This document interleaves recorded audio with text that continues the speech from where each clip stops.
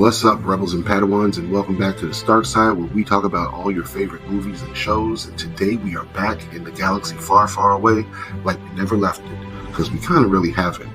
We will have some upcoming Game of Thrones and Marvel content coming soon, but today we are talking about Andor Season 2, when and where it is in the Star Wars timeline, and what else is going on around it right now.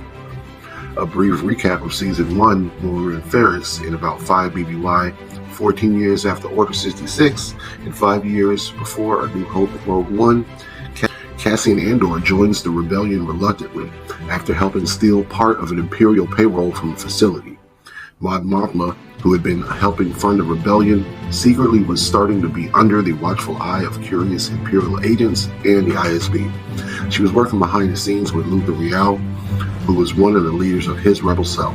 After somewhat of a successful mission, Cassian is arrested under a misunderstanding for something completely different, and harsher guidelines that were just introduced by the Empire get him sentenced to 6 years in prison to do labor building parts for what we find out later is the Death Star. There's so much more to it, but that's the gist. In Season 2 of Andor, we are getting 12 episodes in 4 sets of 3. The first set is happening in 4 BBY, and each set will cover the following year in a time jump until we get to the last set, which leads right into the events of Rogue One and 0 BBY. And it seems it'll cross over with other events and shows happening around this time as it progresses to the original trilogy, most notably the Thrawn books, Thrawn Treason and Thrawn Alliances, and the animated show Rebels, both having events happening between 5 and 1 BBY. Starting in 5 BBY, laws were changed to make penalties harsher in an effort to, 1, scare citizens of the Republic from committing acts that could be determined to be rebellious activity, almost like we say acts of terror in our world, and 2, for those who were charged with something, those harsher penalties often involved incarceration that came with free labor in an effort to complete the Death Star.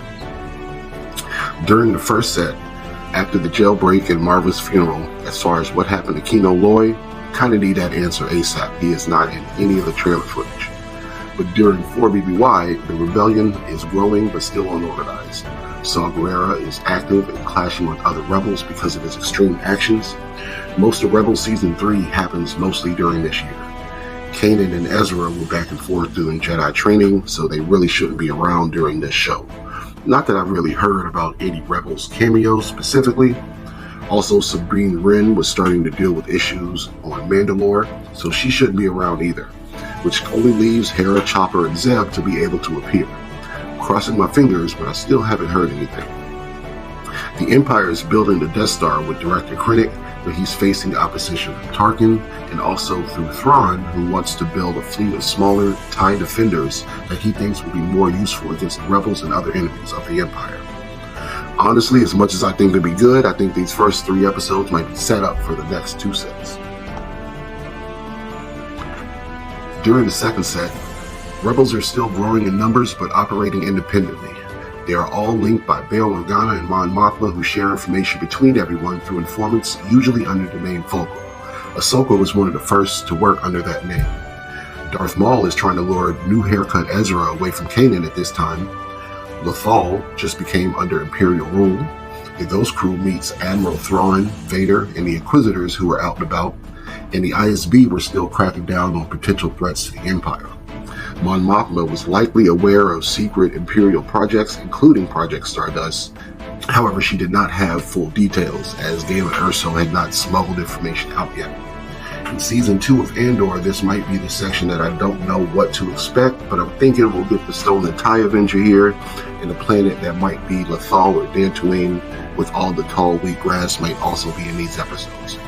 Plus, the start of the Gorman Crisis, which is supposed to be told over the course of 5 episodes. During the third set, what most people have pointed out in the trailer is it looks like the Gorman Massacre, which we know happened in 2 BBY. We see the after effects in Rebels when Mon Mothma is saved by the Ghost Crew while fleeing to meet the rest of the Rebel Alliance. The Gorman Massacre was a brutal event in Star Wars history that took place during the Galactic Empire's reign. It occurred on the planet Gore, where Imperial forces under the command of Grand Moff Tarkin massacred an entire population as a show of force. The massacre was a direct result of the local population resisting Imperial rule. Tarkin known for his ruthless doctrine of fear and control, ordered an overwhelming military response to crush the dissent. This event exemplified the Tarka doctrine, which emphasized using fear to maintain order and suppress rebellion. The atrocity was one of several that fueled resentment against the Empire, inspiring resistance movements, including the early Rebel Alliance. The massacre demonstrated the Empire's willingness to commit large-scale atrocities to maintain control over the galaxy. It would be interesting if we were to see Mon Mothma's speech or a version of it, since Zeb, Ezra, and Hera were right in the room with her during it.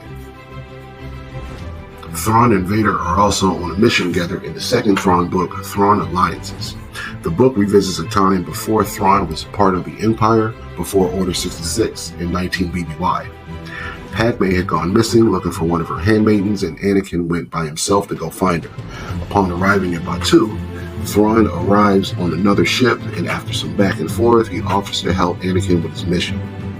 In 2 BBY, after Anakin has been Vader for some time, and Thrawn has gained favor with the Empire and risen through the ranks, he's now Grand Admiral, and Palpatine sends the two of them back to Batuu to investigate a disturbance in the Force he has felt. Thrawn at some point figures out that Vader is or was Anakin and taunts him without fully saying or inquiring if they truly are the same person. It's a great book and also explains why we won't see either of them at this point. During the fourth and final set, we are now in 1 BBY, and we are pretty organized as a Rebel Alliance with headquarters on Yavin 4, where we see Cassian walking here. During this year of the universe, we cross over with the last season of Rebels, where we lose Kanan Jarrus, and Ezra and Thrawn disappear into the unknown regions. A week before they do, Thrawn leaves for the events of his third book, Treason, a week-long mission to fix a supply chain issue Krennic was having with the Death Star project, codenamed Stardust, because at this time, 99% of the people had no idea that it was called the Death Star yet. The TLDR on this book is that Krennic is having supply chain issues in the sector where they keep losing cargo ships to what they think are pesky animals able to go to hyperspace. They basically bet Thrawn that he can't solve the issue in a week's time, and if he can, he'll get funding for the TIE Defenders. If he can't, the funds will be diverted to Stardust. Of course, he finds the underlying issue, and the people involved, and the treason, and then he makes plans to return to Lothal, where Governor Price has lost the captive Hera Syndulla, and in the process killing Kanan Jarrus and destroying the TIE Defender factory.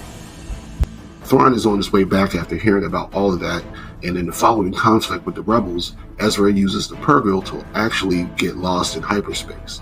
Ironically, because what Thrawn was just dealing with were animals called Grolix that don't actually go to hyperspace themselves. It was part of the conspiracy and the cover-up that he was told that they did. But these Purrgil, whales which we also see in The Mandalorian and Ahsoka, actually travel through hyperspace on their own. So from here, Thrawn and Ezra are lost in the unknown regions for about 11 years, and that's the canon reason that they missed the events of the original trilogy. So whatever we see in this portion of the show will end with Cassian walking right into his first scene in Rogue One. If you made it this far, please let me know what you're most excited for about the new show. We are getting to a point, or already at a point, where there is so much Star Wars content it's easy to lose track of where everything fits. I made this nifty timeline to help keep all of us straight on where things go. Everyone else can talk about the lore and what they like and dislike, but for this channel, just assume that I liked it, and I'll be the timeline guy to show you where it fits. I do appreciate you taking the time to watch this video, and we will have discussions about Daredevil Season 4 coming up, and also what to expect from Dunk and Egg when it finally comes out later on this year. I'm currently making a Targaryen family tree like I made this Star Wars timeline, so I have something for my videos instead of stealing from the internet. So subscribe and look out for those. But again, thanks for watching, and may a warrior's fortune always be in your favor.